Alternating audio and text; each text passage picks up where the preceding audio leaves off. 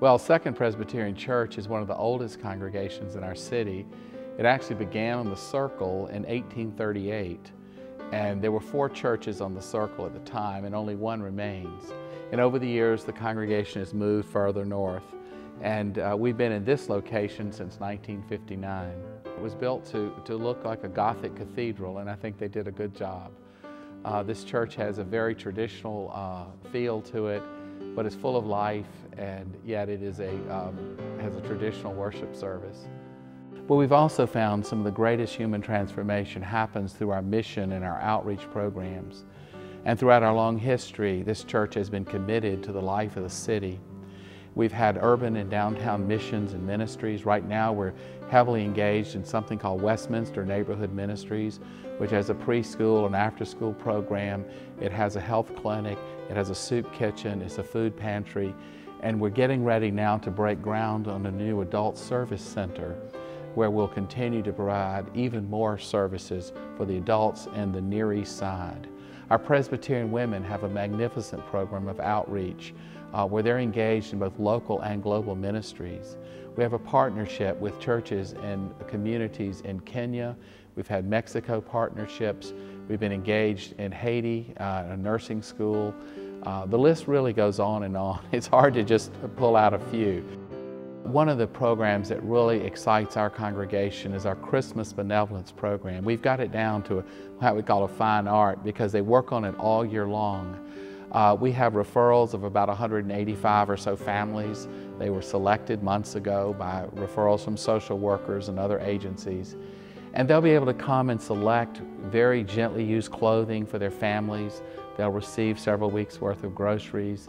They'll receive particular gifts that they need. They'll have food for Christmas. And then one of the great joys is members of our congregation take these gifts before Christmas to the families and have prayer with them, and they also all receive Bibles. And we have many Spanish-speaking families with whom we work, and we send people who speak Spanish.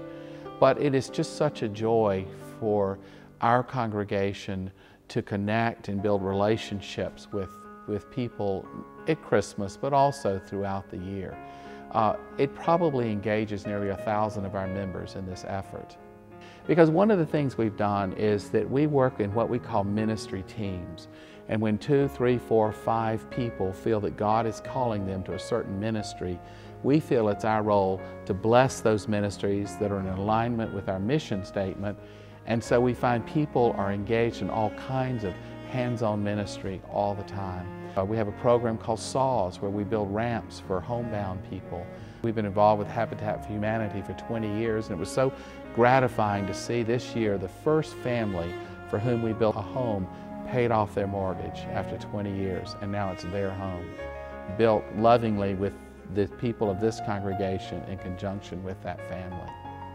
We have a large child development center. We call it the Children's Circle, which has around 250 to 300 children every year.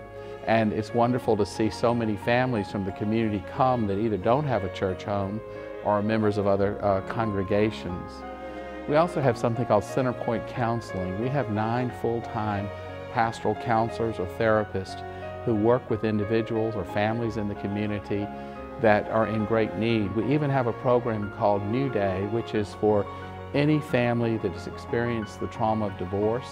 There are therapeutic activities for the children and a group for the parents, the custodial parents who come.